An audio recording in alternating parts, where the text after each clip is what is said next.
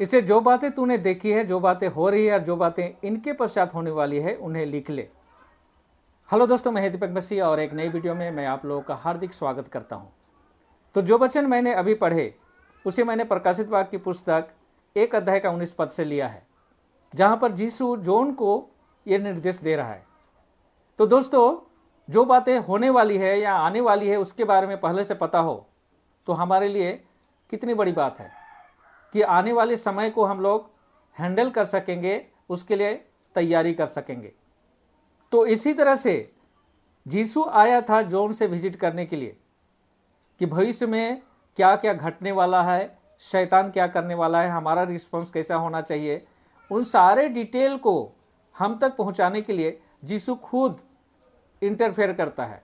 किसी पर भरोसा ना करके इस काम को खुद करने के लिए वह स्वर्ग का सिंहासन छोड़कर जॉन को विजिट करने पर्सनली आता है और यहाँ पर जॉन को वो सारे बातें दिखाकर और बताकर रिकॉर्ड करवाता है जो आज हमारे काम के लिए है।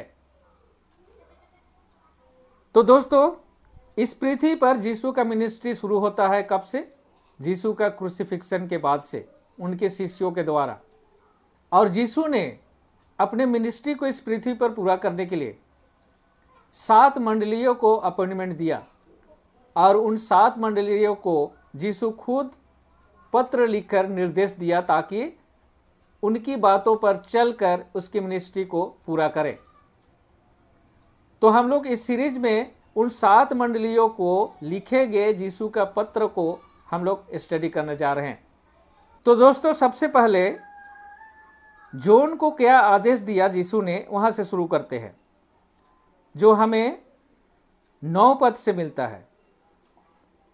यूहन्ना लिखता है, मैं यूहन्ना जो तुम्हारा भाई यीशु के कारण क्लेश, राज और धीरज में तुम्हारा सहभागी हूँ, परमेश्वर के वचन और यीशु की गवाही के कारण पतमुस नामक द्वीप में था।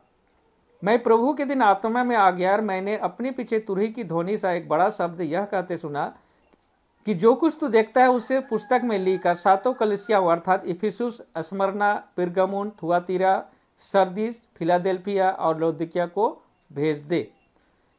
तो चलिए हम लोग एक एक करके इन पत्रों को खोलते हैं और देखते हैं कि किन के लिए वहाँ पर क्या इन्फॉर्मेशन है। तो पहला पत्र है इफिसुस की मंडली के नाम, और जिसे हम लोग प्रकाशित वाक्य की पुस्तक 2 अध्याय में पाते हैं। लिखा है, इफिसुस के दूत को यह लिख, वह जो अपने दाहिने हाथ में 7 तारे लिए है और वह जो 7 स्वर्ण दीपदानों के मध्य चलता फिरता है, यह कहता है, मैंने तेरे कार्यों और परिश्रम और धैर्य को जानता हूं और यह भी कि तू दुष्ट लोगों की सहन नहीं कर सकता और जो अपने आप को प्रेरित कहते हैं पर है नहीं, तूने उन्हें परखा और झूठा पाया है। तुझ में धैर्य है और तू मेरे नाम के कारण दुख उठाते उठाते थका नहीं। पर मुझे तेरे विरुद्ध यह कहना है कि तूने अपना पहला सा प्रेम छोड़ दिया है। इसलिए स्मरण कर कि तू कहाँ से गिरा है और मन फिरा और पहले के समान कार्य कर, अन्यथा मैं तेरे पास आता हूँ और यदि तू मन ना फिराए तो तेरे दीपदान को उसके स्थान से हटा दूंगा। पर इतना अवश्य है कि तू निकुलियों के कार्यों से घृणा करता है, जिससे मैं भी घृणा करता हूँ। जिसके कान हो वह सुन ले कि आत्मा कलीसिया से क्या कहता है।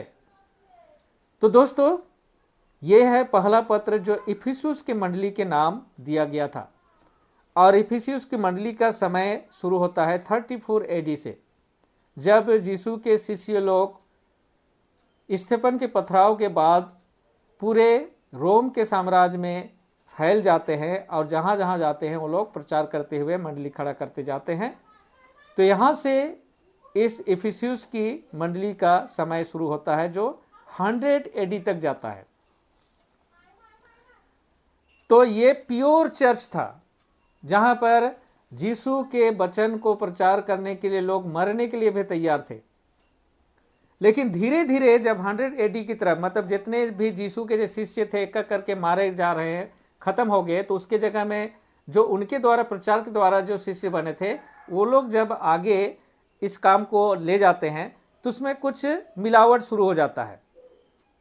आगे हम लोग क्या देखते हैं, यीशु उनकी कामों को प्रशंसा करते हुए कहता है, तुम में धैर्य है और तू मेरे नाम के कारण दुख उठाते उठाते थका नहीं। तो फर्स्ट सेंचुरी के जितने भी विश्वासी थे यीशु के लिए अपना जान देने के लिए तैयार थे और इसीलिए यीशु उनकी प्रशंसा करता है। लेकिन इस मंडली में बाद में मिलावट आ जाता है तो यीशु का इस मंडली के प्रति शिकायत भी है और वार्निंग भी। और वो वार्निंग क्या है, अगर तुम अपने कामों में लॉयल ना रहे तो तुम्हें अपने काम से हटा दिया जाएगा और उसकी जगह में किसी और को मैं अपॉइंट करूंगा, क्योंकि काम तो नहीं रुकेगा ना। आप ठीक से काम नहीं करेंगे तो आपको तो काम से हटाया ही जाएगा। उसी तरह से यहाँ पर प्रत्येक चर्च के लिए यहाँ पर अगर हम लोग देखें तो उसी तरह का वार्निंग हम लोग पाते हैं। तो यहाँ पर यीशु का इस मंडली के लिए क्या वार्निंग था,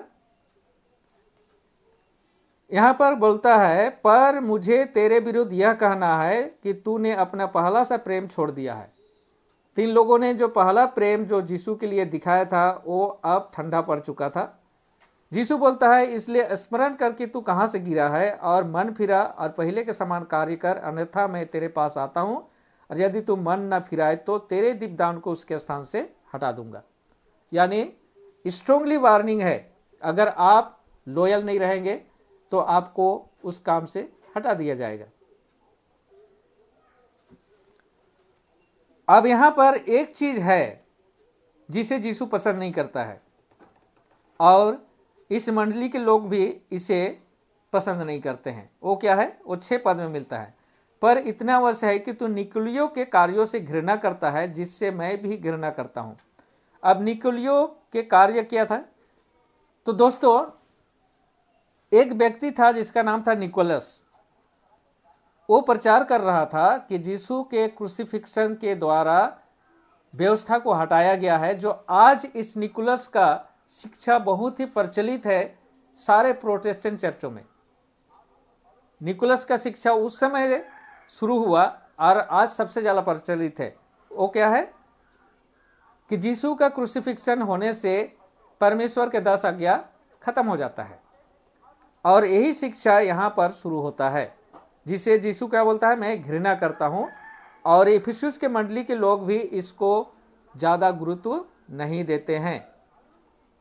तो दोस्तों इफिसुस के मंडली का काम शुरू होता है 34 AD से और 100 AD में समाप्त हो जाता है। समाप्त होने का मतलब है कि जब ये नहीं सुधरे तो इनकी जगह में स्मरणा की कलीसिया को वो रिस्पॉन्सिबिलिटी ट्रांसफर किया जाता है। तो स्मरणा के कलीसिया को किस तरह से ट्रांसफर किया जाता है उसको हम लोग अगले वीडियो में देखेंगे। तो आज के वीडियो में यहीं पर समाप्त करता हूं, मिलता हूं इसी तरह का और भी इंफॉर्मेटिव वीडियो के साथ। तब तक परमेश्वर के आशीषों का आनंद उठाइए। परमेश्वर आप लोगों के साथ हो।